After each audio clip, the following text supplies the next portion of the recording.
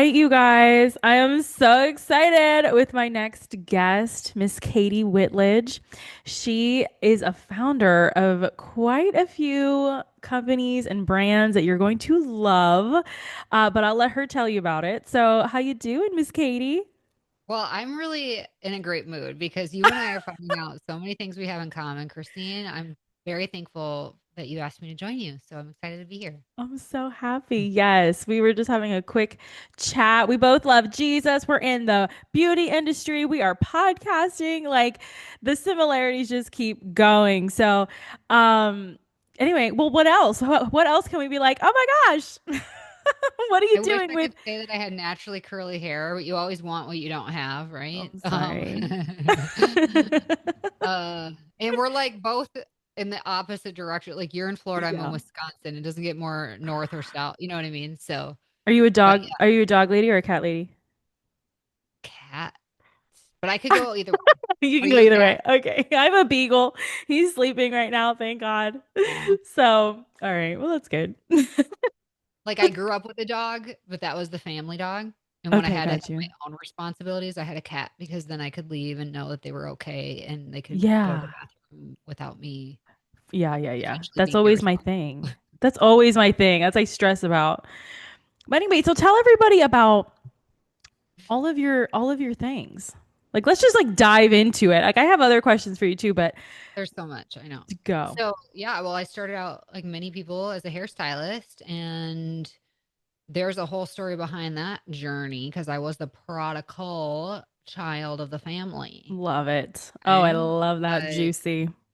it's always God chasing after us, never the other way around. Yep. So thankfully, I was given a chance. I've been given more than one second chance in life in different seasons, but Mm-hmm. that was where the beauty industry just the door was open and I stepped through it. And I really do love this industry because it had accepted me in every place of my life. I didn't have to Mm. be any which way to like, I didn't have to feel like the most beautiful version of myself to be in it because it's about serving others and helping them feel incredible. So, Oh, yeah, it's been cool. And so I started out as a hairstylist, and then one of the businesses I started was Be Inspired Salon. So in 2010, I started my first salon. It's a commission-based salon in Madison, Wisconsin, and to date, we have over I don't know, around 25 team members in two locations. So, it's really I been love very, very we're coming up on celebrating 15 years in business. how beautiful. Yeah. Oh my So, gosh. Okay. Oh, um, part of part of opening that salon, and I was a total failure. Like, I failed high school, and I was so naughty and the wild child that I had to get my HSED through a technical college, and so I didn't even have a high school graduation. Literally graduating cosmetology school was the first graduation party my family threw for me. It was the first time I got to walk across the stage and accept something.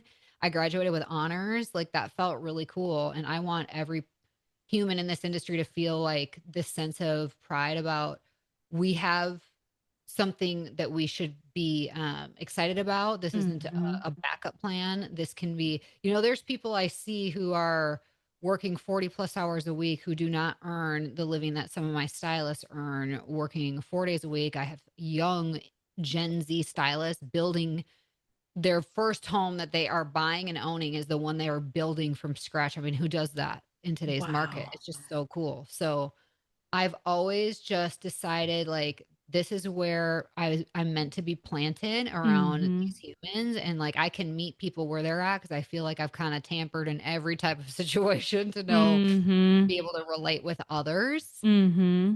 So being a salon owner is interesting because I had pride can come in two forms. You can be proud of like I'm proud of my child. Of course, like a parent has like their pride in their business, their child. And then you can be prideful, which is leading to the fall, right? So I had Yes. pride about certain things like new clients weren't coming back for a second visit. We had terrible new client retention rates.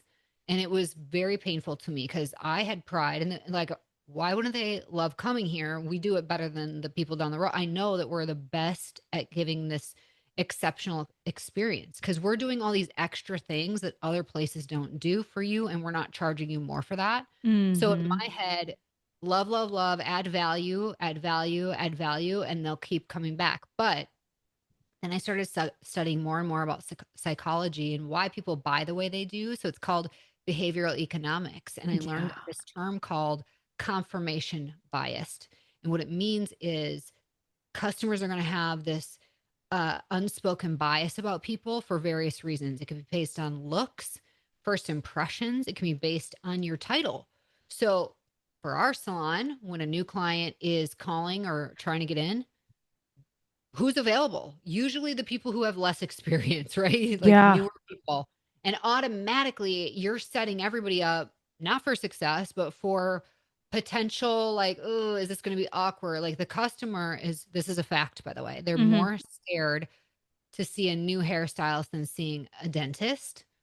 And their fears are wrapped or yes, it's true. And think about this, especially you, because you have that curly hair, right? So it's like, do Oh you yeah. actually know? Do you by the let me tell you this, just quick. I never knew anything about curl. You know what I used to do with cutting curly hair? I Oh used to use a no. razor. You would die. I used a razor. No, You would you die. didn't. And then I'd be like, oh, this is just like you're like a Victoria's Secret model. This is just wild hair. Oh my Really, I God. was like destroying the curl pattern. It wasn't until we were Yeah. exposed to a methodology. I'm sure Yeah. you know the waterfall haircut, cutting dry, and we were like, we need this. This is like mind blowing. This makes so much sense. So I was not actually great behind the chair technically. I was great at building a clientele because I was great at people. Yeah. And so when we had this disconnect with new visitors, I was like, gosh, if I could just get on every single phone call, I'd be able to tell who that person is deep down and know who they should be with here at the salon. But guess what? That's not reasonable. It's Right. not reasonable for the owner to be on every call. It's not reasonable for your front desk team to understand the profiling of people based on psychology. Yep. So, what to do? And this Right. is where I worked with a business coach and I said, man, if I could just create like a way to match people up, like a eHarmony for hair salons, this could be incredible. And I could use this for our own issues. Yeah. Yeah. So I did that. And it was like, okay, now that we have this matchmaker, where do we put it? And I was like, okay, and studying marketing, which I love because marketing is communicating, it's Hmm. talking to people. Yep. And so I'm like, well, whether they hear about us from a friend or they see us in an event or they hear about us on the radio or social media or online, they Google search, whatever, they're still going to go to our website to book because they got to find out our online booking link or they got to find out what our phone number is to Hmm. text us, whatever. I Hmm. knew they were going to land on our website and we have traffic coming there. So every owner listening, if you go to your Google Analytics, you should know this, like how much website traffic you have coming to your website every single month. That is a key metric to know. Because how many of those visitors are staying to do business with you are bouncing off your site to go check out the other cool salons that came up in their search. And Mm. so I wanted something there to be sticky and exciting. And what's more exciting than saying, hey, click here to see who your salon soulmate is. If you want to know who the best fit is for your hair type and your personality, take our short matchmaking survey. And that was the birth of Maya. So Maya is a client Wow. recruitment software. It's a whole software, but the little very golden nugget that's in it, that secret sauce, is our proprietary matchmaker. So, I Krystine, love like, it. I it was love it. so cool for us that I was like, this is the big dream. The big dream is to get this in the hands of every owner possible in the US. And that's where that launched. Beyond the technique, which Uh-huh. that's the podcast. So back in 2016, there wasn't, I found one, I don't remember if it was New Zealand or somewhere, there wasn't a USA business marketing salon owner podcast. And so I started it in 2016 before it was cool to have one. And so put in the reps, right? We're about Yes. to launch 600 episodes. I'm sure by the time our conversation launches, it'll be over 600 episodes. Oh my That's wild. gosh. Isn't it wild? And so that's been a labor of love, a great outlet for me to learn from incredible people in our industry. And Mhm. it's been a vehicle to drive the word about Maya so that more owners can learn about it. So that there's the long story, not short. I love the long versions though. That is so cool. Well, another one of our guests actually. Christina Kirky, when we interviewed her, she's like, oh my God, no, we use Maya. Like you'll hear it on the on the episode. And I'm like, okay, like That's I gotta the look this up. girl. Yeah, Yes. she is. I That's so love funny. her. I love Yeah. her. So yeah, so okay, so we have this Maya. So how does it work exactly? Because I know you say like it's personality and like a skill set thing, but like how true is it? Like how does you know what I mean? Like and then how do clients even use it? Because I'm in a seasonal area and the clients are kind of like, eh. So how does that really work? Well, do you want it from the perspective of the consumer? Yes. I want all the perspectives. So We'll start. We'll give start me with give me the we'll start consumer. with the customer. Yeah. So, because this is the big disconnect oftentimes for salon owners. Well, let me Mhm. just compare it to this contextually because imagine that you are training a new hire that's Yeah. fresh out of school. You forget that they don't even realize how to hold a comb or position their scissors in their hands a certain way, like Mhm. because we've been in it for so long. Right. The same holds true for salon owners is they forget to put themselves in the customer's shoes Hmm. because they've been on this side of the fence for so long. Yep. So I like to start with the customer point of view because everything that drives our marketing software is to help the consumer find their perfect pro in this Yeah. industry. And we equip the salon to have the advantage of this because the Hmm. salons already have the website, Hmm. the traffic is coming. So you here, and by the way, there's over like 2 million searches per month in the US for consumers trying to find somebody in the beauty industry, whether it's nails, hair, massage, like they're trying. So this is a big deal. Wow. This is a Okay. really big deal that this many people per month in the US are actually looking for people to work with that do beauty, wellness, all the things, health, Hmm. wellness, beauty. Hmm. So how do we help them? Well, we got to understand what they're looking for. Hmm. And if we do the traditional path, which is like, I'm basically looking for a haircut, who's closest to me and how much is it going to cost and when can I get in? Right. But all of those markers, even though they matter, they shouldn't be taken out of the story. They aren't what keeps people in your chair for the long haul. What do you think does? Like if I M- were to say to you, like, For yeah, me personally, I would feel it would be personality and then their knowledge and how they communicate those two things to me. So personality, professionalism, communication. What is it? oh, all three of those benchmarks or those markers that you just brought up are part of it. Okay, perfect. Because I would agree with you. I mean, we Yeah. put personality, values, lifestyle, we put Mm-hmm. love languages into this, Mm-hmm. which I know you know. Because Whoa. yeah, at the end of the day, it is about this human to human connection. Mm-hmm. And so without this, we're going down the traditional path of who's, and even like imagine you have a front desk team member calling or taking a phone call of somebody like, oh, I'm looking for somebody who does awesome with blondes. Yeah. Well, I'm going to have, I talked about confirmation bias of the consumer, but we have confirmation bias of our team members. So that front desk Mm. girl or guy or what, you're right, whatever, Mm-hmm. they are going to be like, oh, here's who I recommend because it's their favorite people. Right. And they're going Right. to look to find a spot. Oh, we know these people do blonde. Hey, here's who can get you in soonest, but that doesn't guarantee retention. Mm-hmm. So, number one, we got to fix this retention issue because you would think after this many years in our industry that we would fix this problem. But the national average rate of new client retention is still 32%, which means over Oh. 65%. Let me just say this again. Over 65% of your clients that come in for the first time are not coming back a second time. Oh, That's my painful. heart. Oh, my heart. I got chills and everything. Oh my God. Yeah. Okay. To quantify this, the pain to quantify the pain of this is most salons spend, and this is a very, very underspent in my opinion. They spend about Yeah. 3% of their total revenue on marketing. Yeah. If we compare that to most corporate world, they spend 7 to 8%. So we're spending about 3% of our revenue on marketing. Mm-hmm. So which means that, and but I'm not going to hate on owners for that because our No. average profit margin across the board is 3%. So you got a tight budget situation. You got to figure it out, right? And so Mm-hmm. if you Mm-hmm. are putting money out there for marketing, it should be bringing you money back. And that is the biggest disconnect ever. No other, and I'm very excited to share this, no other marketing company.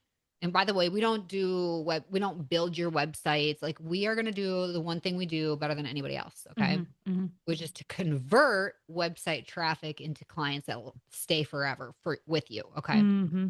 So if you think about spending $1 on marketing, you should be getting $5 back. Mm. This is a basic formula that nobody's teaching owners. I never knew that. Right. Like, nobody went to beauty school and learned some of the things that are going to help you be successful as a business owner. And you don't have the business acumen usually if you didn't do a traditional 4-year path, which I did not do. Right. And so I've had to learn, like, over time, where should my expectations be and how do I feel good about it? We're the only company that will actually guarantee and promise you, if you allow us to do your setup, which we actually force you to do anyway. We set it all up. We get everything because we want it done well. Yeah. And you know what? If you do what we tell you to do, there's 3 simple things you do. This is going to give you the biggest return on your investment of any of your marketing dollars. And we actually guarantee it. You will get that 5% return on your marketing. Okay. So, like Christina, like the Mm-hmm. salon owners that we work with, our partners throughout North America, they love working with Maya. And it's not me. It's not like I'm the best thing. It's our team. Mm-hmm. What I kind of think of Dave Ramsey for this. I remember hearing Dave Ramsey's story. And if anybody's listening and they don't know who that is, he's a financial piece, like getting you to a financial place of just managing your money really well. Right. Mm-hmm. So back when he was first starting, when he was nobody, he got this opportunity to be on the radio. And I remember him like not having street cred. And he goes, well, the one thing we're going to do better than all these big, big brands out there and radio shows is we're going to outperform them on customer service. We're going to show up. We're going to do this. We're going to reply. If we get an email, you're going to hear from us today. There's not going to be. And I felt the same. I said, we are going to provide the best relationship management of any software company, even though we don't even have direct competitors. Like, if you used Forest Salon software, for example, Mm-hmm. we love them. We partner with them. We integrate with them. Mm-hmm. So anybody that takes your matchmaking survey and go through our software are actually going to be pushed into that point of sale for you. They're going to be put into your booking software Mm-hmm. automatically. It's very, very cool. But I wanted to provide the best service of anybody. So we have a team. And if you talk to Christina or any other owner, what do you love about working with Maya? I mean, 9 times out of 10, they'll say, I love Hannah. I love Danielle. Like, they're all about their people who support them and make sure that they're successful. That is so beautiful. That is totally applying what we do in the salon, Yes. and you're applying it in a different, like in a tech setting. Like that is the best. Like, I actually have a question that I ask everybody. Like, what's the lesson that you wish everybody would learn that you have learned working in this industry? And you're already doing it. Like, you kind of just like answered it before I could ask, but here I am. I'm asking. So, what can you add to it? I think this is a great quote. Nothing is ever as good as it seems. It's never as bad as it seems either. Mm. This could go deep because we tend to be in a comparison mode because of social media. Mm-hmm. You're either on the side where you see things and you're immediately judging and like, oh, that can't be true. This is, whatever. And going on the negative mindset route, which, because we struggle sometimes with scarcity mindset, we struggle with needing to validate ourselves and where we're at currently, because there's a gap between where we are and where we hoped we'd be. So we're looking for the bad in everybody and everything. So that can be really debilitating. Mm. On the flip side, you could see something and be overly sold. Nothing is as good as it seems. You're going to invest money in something. You're going to try new things. You're going to believe in an educator or education.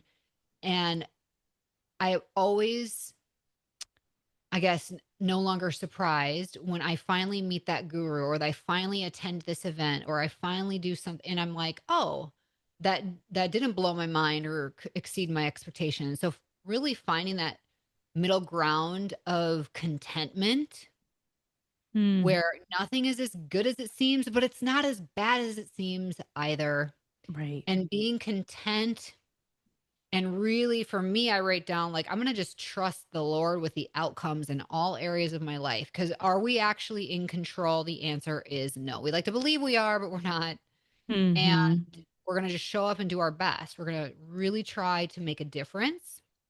Yep. And if you can work personally to provide incredible service to others, no matter where you're at in this industry, what you do, you will be propelled. It will happen, but you have to go through a season of planting seeds, Mm-hmm. checking yourself and ego at the door, and just being content with like, in all things, I have what I need right now. I'm never without. We live in a world of abundance, and I'm just going to trust this journey and this course that I'm on. So I hope that adds a little something to That what. was perfect. Like, yes, we are talking for our audience, but at the same time, I needed to hear everything that you just said. So I am taking it in for me. So thank you very much for that. So you mentioned, so this is like all the things that we're doing now, right? That has everything that is in our past has brought us to this moment, and we're here talking about all these accomplishments. But now let's kind of go backwards a little bit. Like what you mentioned you were a little bit of a prodigal child.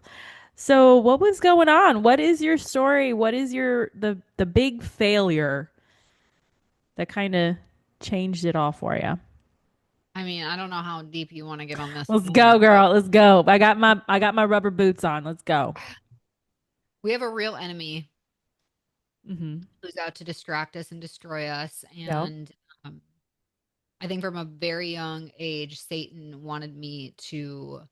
It's like he kind of knows Mm-hmm. this girl could be somebody who helps build the kingdom. Let's make sure we Right. keep her down and as small and low as possible. So from a very young age, I was told by one of the people I love the most. And it's funny how he'll use just the things Mm-hmm. that you Mm-hmm. care the most about or that you would believe the most. Yep. But he tried to do that with Jesus too. Mm-hmm. He Mm-hmm. tried to use the word, scripture against Jesus and That's all right. sorts of things, right? So my grandma, whom I love the most, I looked up to her the most. She actually used to do nails at the Beverly Wilshire. She was classy. She was like a Marilyn Monroe style woman from that Oh. era. She smoked Pall Mall unfiltered cigarettes, but you never know it because she always smelled great. She looked great. She kind of Uh-huh. hid it. It was her own little secret thing. Yeah. And I just looked up to her fiercely. Like she was just everything. And she told me when I was getting chubby, and by the way, her love language was giving me gifts. Like, Oh, okay. how but one of the gifts wasn't just like, oh, buying my school clothes for the year, or It it was was food. actually showed up in food all the time, Yes, treats, me too. candy, what all the things.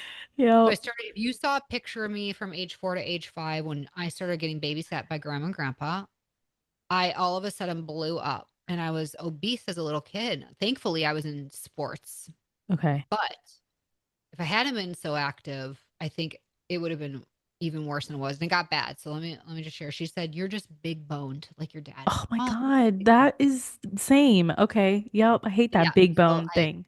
I lived out that self prophecy, right? Like I became like, well, if I am big bone, this is what big bone girls do. And so I just ate a lot. I hid it. I started to be ashamed of it.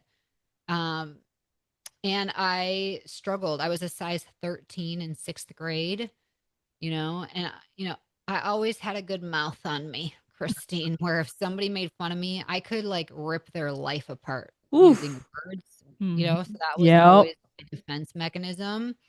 But deep down, it like tore me up. I felt like I'd never be chosen by boys. I thought I'd never be as pretty or cool as the cool girls. I could never shop. And this is back before there were options like Torrid and Lane Bryant. Back then, I had to shop on the men's side of Gap. Like, no, Girl, no, like, baby. I know no middle school girl wants to have to do that, right? Mm-mm. So, the good news is there's a glow up coming. Don't worry, folks.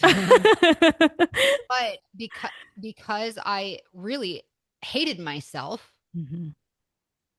I started hating people around me, like the cute, cool kids that I hung out with because I was in sports, I was preppy-ish, and I wanted to be around them. But they were jerks to people. They were very judgmental, and I didn't like that. I hung out with every crowd, and Mm-hmm. I happened to get along the best with the party kids because they thought I was so fun and funny. And so I started tapping into smoking weed, and this was like, 90s into 2000s, Mm-hmm. and everything progressed. It became a gateway. I ate more food because I had the munchies like no other. I started drinking. I started tapping into harder drugs. I eventually, being the pastor's kid in a small town, I got caught every time it felt like. So I had 5 underage drinking tickets growing up, Oh, which is like girl. you have to try to get caught at that point. Yeah, yeah. So then I was like, the minute I turned 18, I wanted to move to the big city of Madison, Wisconsin. Well, everybody, I'm laughing because it's not a big city. It's like a population of like 350,000 people. But to me, it was. And when I moved, I realized your problems are going to follow you anywhere. Okay. You cannot Mhm. outrun, or you have to. So, what I was doing once I moved here was way worse. I got into way worse stuff. I mean, I became disgusting. I was like a middleman for one of my druggy friends, where just to get, I didn't even make money for it. I just got my drugs for free if I would help him out. And then Mhm. all the things that came with it, not honoring the body God gave me, Mhm. not just with food, but with my choices and lifestyle with guys, like all that. And Mhm. so I just thank God that he protected me from things I don't even realize he Yes. protected me from.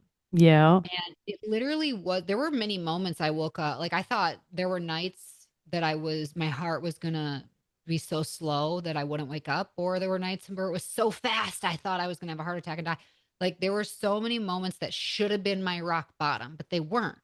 And Mhm. everything is in his timing. Yeah. So there was a day, it was just like all of a sudden I woke up and it was literally, I'm not kidding you, like the scales fell off my eyes and I just saw it so clearly. Holy crap, this is not who I was made to be. Mhm. And I quit everything cold turkey. I Wow. found I found somebody to sublease my place and I moved out on my own. I cut off all communications with all people. I mean, this is so embarrassing, Krystine. People don't know this. Like, I was on food stamps. I was like working the system. I was making $6 an hour at a fashion bug clothing store. I don't even know if anybody knows what those are, but it was not Mm-mm. cool.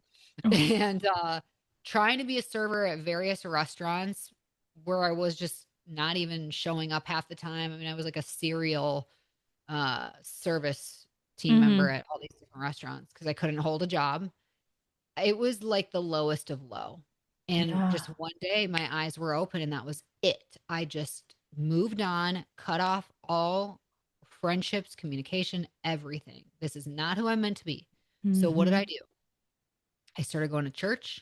I bought a Mhm. Bible and I started working at a gym because I wanted to go back to my athletic roots of getting my life back on track. Now, my Mhm. sister says to me, "You're like grandma. I think you should get into the beauty industry because you could always look at somebody and say this would look great for you for your makeup or your hair." Like I had a vision for people of what could be great. I just didn't know how Yeah. to give that to them. Mhm. So I applied to the technical college for their cosmetology program and I was put on a wait list. So the very first thing I did before cosmetology school was their group health club technician program at the school, which basically means I got certified to be a group fitness instructor. And I'll never forget this. The day I showed up to teach through a park and rec program was a Pilates mat, like a mat Pilates class. Aw. And I was probably still at the time 225 pounds. I was the largest person there. And I had all these women in the community show up. Guess what? They loved me and accepted me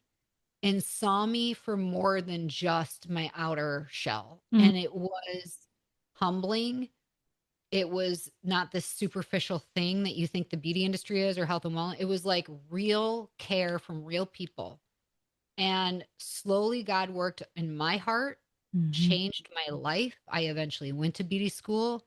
And because I had wasted so many years on stupid crap, it Mhm. was like freaking go time. And I devoted myself to just getting to a whole different place in life. And I didn't want to put caps on it. Whatever I didn't know, I want to figure it out. I want to learn. Yeah. And ever since I've been like a sponge, even starting a tech company and being where I am now, I still don't think I know it all. I still feel very far away from my potential. And this is the fun of it all. And this is Mm-hmm. the fun of this industry because you can go anywhere in this industry. Mm-hmm. There are no restrictions. And I'm just here for it. For the first, like, really, I feel like I could live another decade in my 30s. I'm not anymore, but I feel, I mean, there's other trials within that, meeting my Sure. husband, putting on 80 pounds with my child and hiding behind the belly button, re entering food addiction and Oh, yeah, yeah. struggling, yo yoing. Like, I never actually have gotten to this level of fitness and health in any, like, this is only the last 3 years that I have committed to. I gave up sugar, I gave up Mm. alcohol. Because when I said I quit everything cold turkey, it was all the drugs. And it, but I was like, oh, alcohol. When you're in Wisconsin, cheese and beer, that just goes hand in hand. And it Mm. was like, oh, drinking's not really drugs. But I finally gave up drinking altogether in 2022. I turned 40. When I had our daughter, I was like, the scale tipped at a number I never saw. I thought I'd see in my whole life, and that was it. So I'm very thankful for, again, another second chance in this Mm-hmm. new season of life. That's where I'm Mm-hmm. at right now, and I'm just on a mission to help also women, specifically women, because I feel like there's such harsher judgment, especially from other women, to really step into your own greatness. You're all made uniquely by the unique creator. He's a creator, and the Mm-hmm. creator created you. You were his idea. You are unique. Nobody's been like you. Nobody will be like you. So own it, love it, live it. I've never been this girly before, but also this like jockey, and I love it. I am who I am, and I'm like owning it for the first time ever. And I I want love that. every woman, no matter where they're at in life, to feel this awesome, especially young Yeah. girls in their teens, preteens, all that. Like, ah, so is that this is like going a little deeper. I love this. I love this. This is what the podcast is about. And I love how fitness has tied in, has played such a huge role for you. Because maybe in the last 3 years myself, like all of a sudden I'm doing like CrossFit and climbing ropes and flipping tires. And I'm like, who is this person? Like, I was a chubby theater girl nerd with the same things. My grandma would be like, here, have it like 3 cheeseburgers from McDonald's. It's a snack. Like this, you know what I mean? So I totally get that. And I love it that we just wake up one day and we're like, no, I'm done. I'm done. I'm done with all of the garbage because that's what it is. It's just garbage, distraction. And then now you're here, you're married with a baby, with two brands that are amazing and you're like, "No, I think I can go more. I think I can go farther." And that's so beautiful to me, Well, you it's know? beautiful to me to hear yours as well because Good. CrossFit people are nuts and I love you.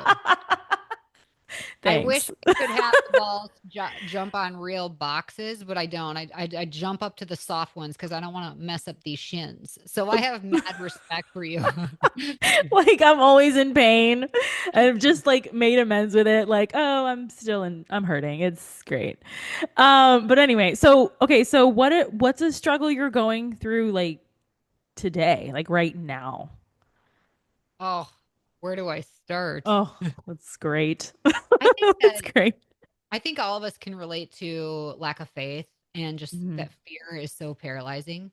Yeah. Um, we're told kind of in the Bible, like different stories of people, oh, ye've little faith, or like, Yeah. where's your faith at? I think that Hmm. we don't realize that we have a very big God at Yeah. hand and that it's not us anyway. Oof. So why are you putting parameters on what he's going to be capable of doing in your life?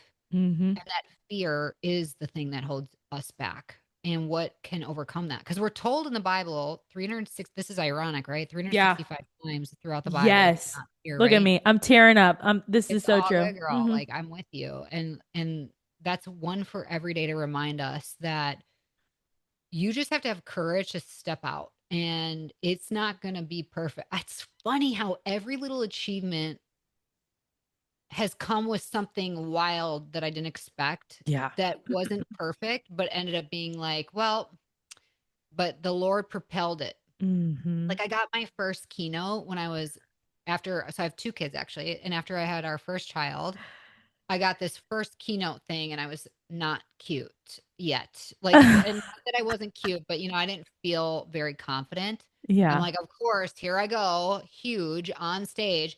But the Lord moved hearts and motivated people to kind of buy into what I had going on. And it didn't matter. I always had this sense of like, unless I look a certain way or have this on my credentials or whatever, then people will actually believe in me, and that Mm. believing in me is going to tie to buying from me, and that's not the way the Lord works, thankfully. Mm. um Was this a so TED I Talk or was this like a hair show or oh, what was this? this was a conference. This was like a business salon conference on the East Okay. Coast. Yeah. Okay, cool. And very big deal people were there. Win Claybaugh, of course, was one of the speakers, so I was up there as one of the next to him, so it was a very big Cool. deal and Yeah. very cool opportunity. Since then I've had multiple keynotes. I was speaking in Ireland, the beginning of the year with For Salon Software. I was the opener keynote for Data Driven through Salon Today. So like, he's going to open doors in the timing that's right. And it's not going to look the way you think, because perfection isn't real. So you need to let go of needing to be Mm. this perfect thing before anything good could happen for you, and Mm-hmm. just have the courage to step out and try, because the Yes. inaction is keeping you down, paralyzed. And that's what the devil wants. That's what your enemy wants, is to keep you low key, because God forbid more people are like, gosh, because you got to remember, when you believe in the Lord Jesus, like, you are a light. When you walk into the room, you're the light. And Yeah. that light will shine that nobody can prevent. And so Mhm. you have to just have the courage to step out and step into whatever it is, and don't feel like you have to be perfect. Now, you do want to prepare yourself. Preparation meets opportunity, but you don't have to be perfect. You got to let that go. Right. Yes. Yes. Oh man. Oh man. Okay, so what is an important trait or strength that every beauty and barber pro need to have in this industry? I think the willingness to learn. Mm-hmm.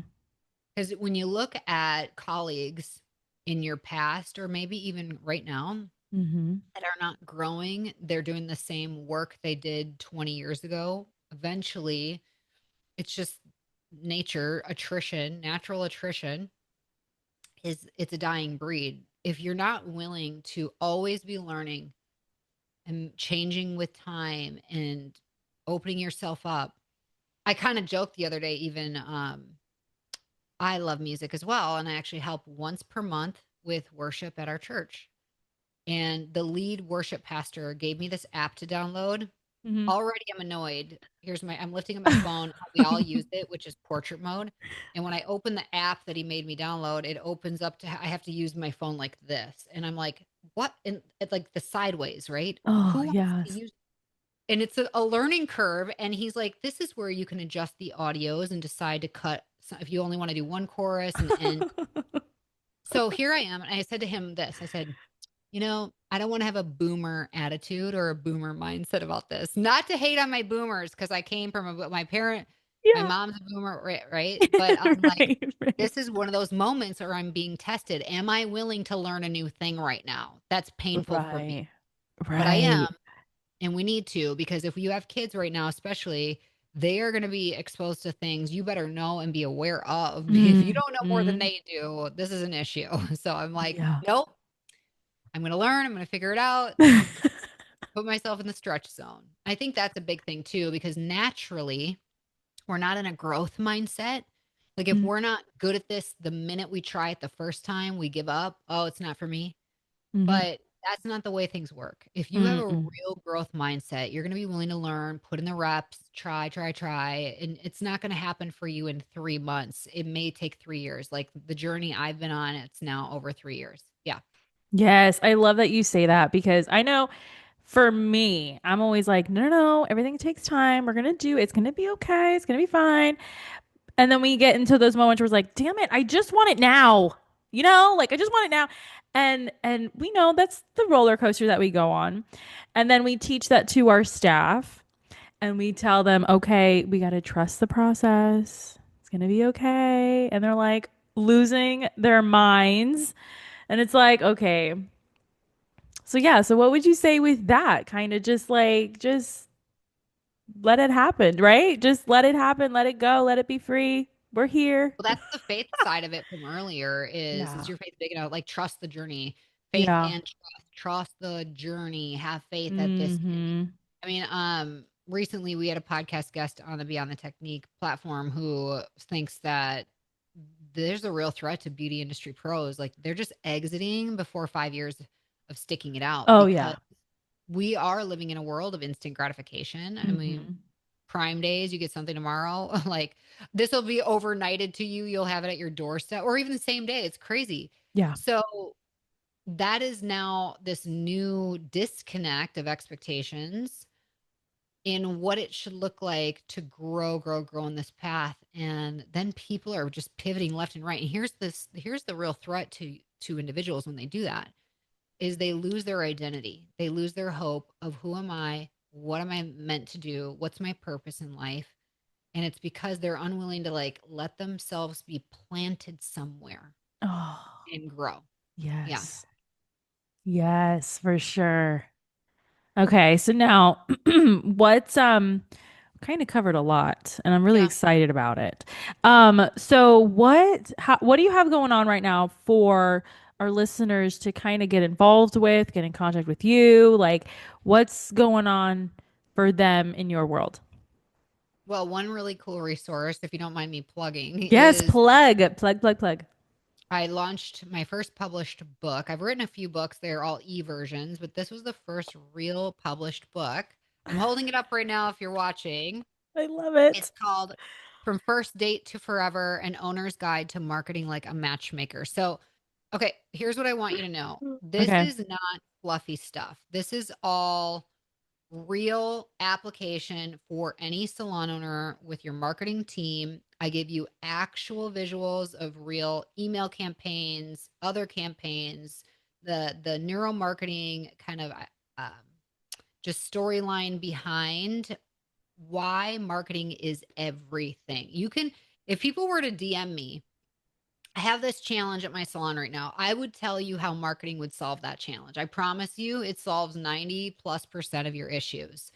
Um, what this book is about is comparing marketing to the parallels of having a desire for love because we're deeply, like, innately have this desire to be loved and how we look for that special someone and we go through the dating process and then we find that someone, but what makes it real where we like commit and we're in it for the long haul, that exactly parallels the customer journey buying process of how they have a longing, whether they know it or not, for the thing that Mm-hmm. you do, and Mm-hmm. how you two come together and that becomes this long lasting relationship.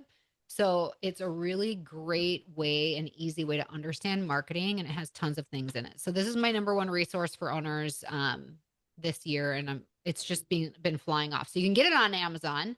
You can also get it through our website, and when you do it through the website, I personally sign and send out the copies for everybody. I love that. I love that you wrote a book because I have one in the works too. Another thing. As you should. You are I love that. creative and Yes. yes. Yeah, and that's another thing. Being creatives, the world is endless for creatives, I feel. We have a much better hold of the world, I think. So, with that, what is one question that I did not ask you that you wish I would have, and what would be your answer? Oh my, well, the marketer in me is like, Katie, how can salon owners join Maya? And I'd say go to joinmya.com. It's JoinMya.com. And you can check it out and be a partner with us. We'd love to work with you and help you grow your clientele, your retention, your average ticket, all the things, and really support your team because every answer that the client puts in about themselves, including what challenges they're facing with their hair, their photo uploads. Isn't it nice to have and equip you for your Mhm. consultation when they come in to see you? You don't now owners chill out because we're not giving the pros the contact information. Okay. You have that, but not the pro. But the pro at least needs to be equipped with all that. Yeah. And we want to support everybody in every part of the story in that journey. So Mhm. we would love to have that opportunity with everybody listening. Other than that, just connecting with me through social media because I used to play small and I even took a social media sabbatical for 3 years, Krystine. 3 years How did around you COVID. I was like, do that's that? it. Fear, total fear based. Yeah. Also shame.